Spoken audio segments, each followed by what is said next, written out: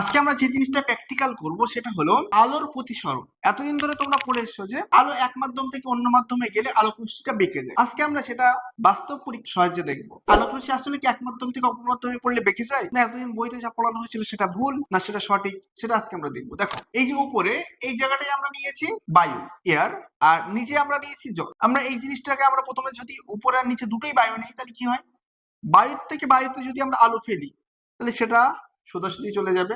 দ্বিতীয়ত আমরা যদি এই জায়গাটা লাইট আলো বন্ধ করে দিলাম, আমরা নিচে যদি আমরা জল দিই, ওয়াটার, জল নিলাম নিচে, উপরে বায়ু আছে, দেখি বায়ুর থেকে আমরা যদি আলো ফেলি তাহলে কি হবে। দেখো এতদিন ধরে বলতে যেটা পড়ানো হয়েছে সেটা হলো এই জিনিসটা, বায়ু থেকে যদি আমরা জলে আলো ফেলি আলোক রশ্মিটা দেখো বেঁকে যাচ্ছে।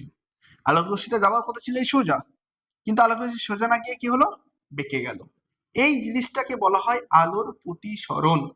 দেখো আরো যদি দেখি আমরা এখানে জল না নিয়ে আমরা যদি গ্লাস কাঁচ নেই, দেখো কাঁচ নিয়ে তাও বেঁকে যাচ্ছে। আমরা যদি স্টেটটা যেমন নেই, দেখো আস্তে আস্তে আরো বেঁকে যাচ্ছে। কাস্টমাইজ করে নেওয়া যেতে পারে। আচ্ছা আমরা ওয়াটারটাই নিয়ে একটু দেখি, তাহলে ওয়াটার। আচ্ছা যদি আমরা জল থেকে জলে আলো ফেলি তাহলে আলোক রশ্মিটা বেঁকে যাবে।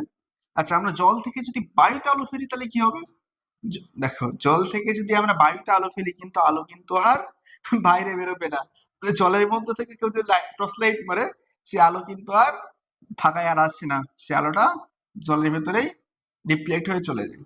আচ্ছা আমরা নিচে যদি আমরা কি নেই, কাঁচ নেই, জল থেকে যদি কাঁচে আলো ফেলি তাহলে কিন্তু আবার কাঁচে আলো ঢুকছে, কাঁচের ভেতরে আলো আসছে। আর বইতে যে জিনিসটা সব থেকে বেশি পড়ানো হয়, উপরে বায়ু নেই আর নিচে জল নেই, মানে এটা লঘু মাধ্যম না, এটা ঘন মাধ্যম নাই।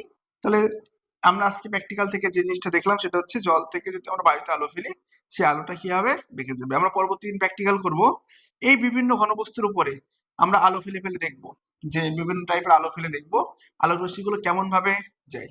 আজকে এই পর্যন্তই, দেখা হচ্ছে পরের কোনো প্র্যাকটিক্যাল লাইভ ক্লাসে।